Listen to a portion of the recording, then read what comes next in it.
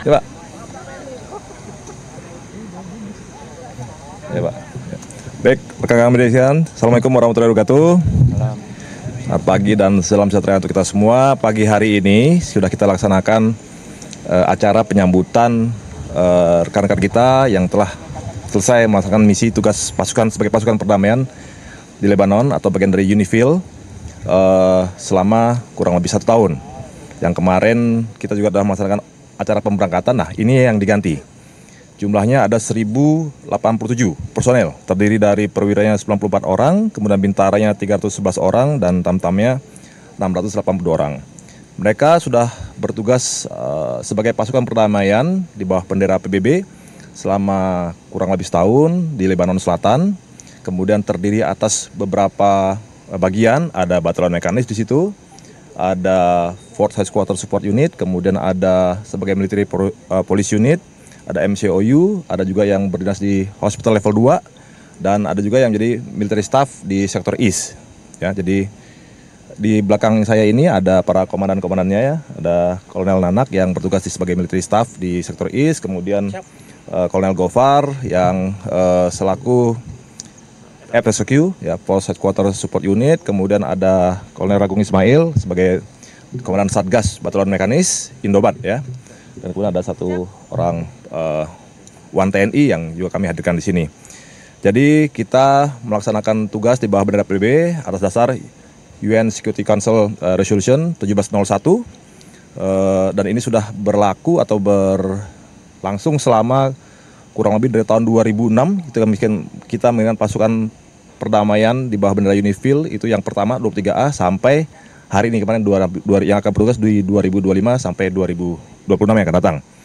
Nah, ini adalah wujud kita sebagai amanat undang-undang ikut melaksanakan perdamaian dunia yang berdasarkan perdamaian abadi dan keadilan sosial, dan ini akan berlangsung terus dalam rangka diplomasi pertahanan kita juga, sehingga kita harapkan pengalaman-pengalaman yang didapat oleh para perwira bintara dan tamtama selama mereka melaksanakan penugasan ini, nanti kita akan bisa ambil bagaimana mereka bertugas sebagai pasukan perdamaian, bagaimana pengalaman mereka melihat bagaimana irregular warfare di negara lain dalam rangka pengembangan doktrin TNI di masa yang akan datang.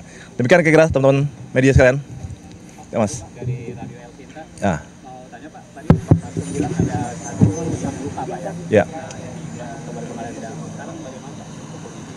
Tadi siapa? Anggota siapa? Ya. Anggotanya siapa nih? Kamu? Agung. Izin Kapuspen kami menjelaskan, jadi yang bersangkutan atas nama Praka Urdin, kondisi saat itu memang terkena rikoset pada saat kejadian, kemudian pasca kejadian kurang lebih 1 minggu sudah berdinas kembali, sudah bertugas kembali. Demikian izin Kapuspen. Artinya kondisi prajurit yang bersangkutan sudah kembali sehat, ya. Sudah, Mas ya? Oke, yang lain, silakan.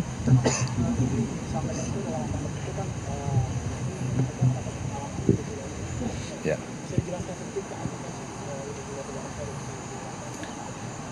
Ya, jadi kan yang namanya irregular warfare adalah pertempuran yang tidak berimbang atau tidak sama para pelakunya gitu. Kalau beda dengan regular warfare gitu ya, antara dua negara yang memang punya 2 pasukan yang besar, punya persenjataan lengkap dengan tentaranya. Ini kan tidak.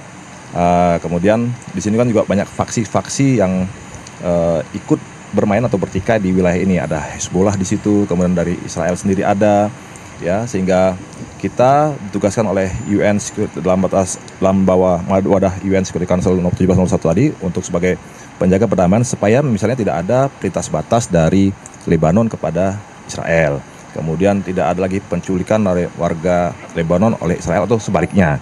Ya, tidak ada lagi peluncuran roket dari Lebanon Selatan ke Israel atau sebaliknya pelanggaran batas wilayah udara oleh Israel kepada Lebanon. Nah, gitu-gitu yang memang ditugaskan kepada prajurit-prajurit kita, sehingga maksudnya bagaimana mereka bisa meredam, bagaimana mereka bisa menghilangkan niat dari pihak-pihak yang berdikari untuk tidak melakukan aksinya. Nah, itu yang perlu kita gali sehingga kita bisa mengimplementasikan dalam pengembangan doktrin kita di masa yang akan datang. Itu kira-kira. Ya.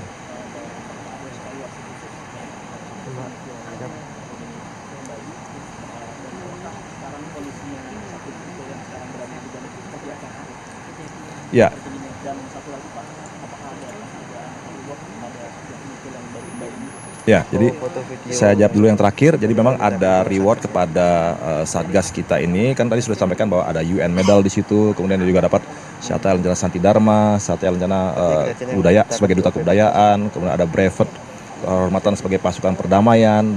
Kemudian dapat dari Lebanese Armed Forces medal juga. Kemudian dari pasukan-pasukan tetangga yang juga ikut sebagai kontingen di sana. Ada tadi Tanzania medal gitu ya. Nah itu kira-kira itulah bentuk-bentuk penghargaan atas partisipasi mereka selama di daerah penugasan. Kemudian untuk evaluasi pasti kita dari sejak tahun 2006 sampai hari ini kita selalu mengevaluasi, kemudian mengikuti perkembangan bagaimana tugas-tugas kita di daerah operasi itu, gitu ya. Ada namanya Standard Tactical Incident Report misalnya, yang harus dikuasai oleh pasukan kita. Dulu misalnya hanya 10, berkembang 14, terus lanjut sampai 20, terus berkembang sampai hari ini gitu ya. Jadi kira-kira sebagai dari pengalaman pasukan sebelum yang pernah bertugas, apa yang pernah dihadapi, nah itu yang kita sesuaikan untuk pengaman doktrin kita latihkan kepada pasukan perdamaian kita yang akan berikutnya. Itu ya kira-kira. Kalau kondisi Satgas sedang sekarang berubah apa? Ya, mereka kan hari ini kan baru sampai kemarin pasukan perdamaian ini dengan transfer of authority menggantikan mereka. Tentunya Satgas yang lama sudah menimbang terimakan apa saja tugas-tugas yang sudah termasuk update di daerah operasi itu, apa ancamannya, apa tantangannya, apa kira-kira yang mungkin terjadi di masa akan datang, itu pasti sudah diadakan serah terima.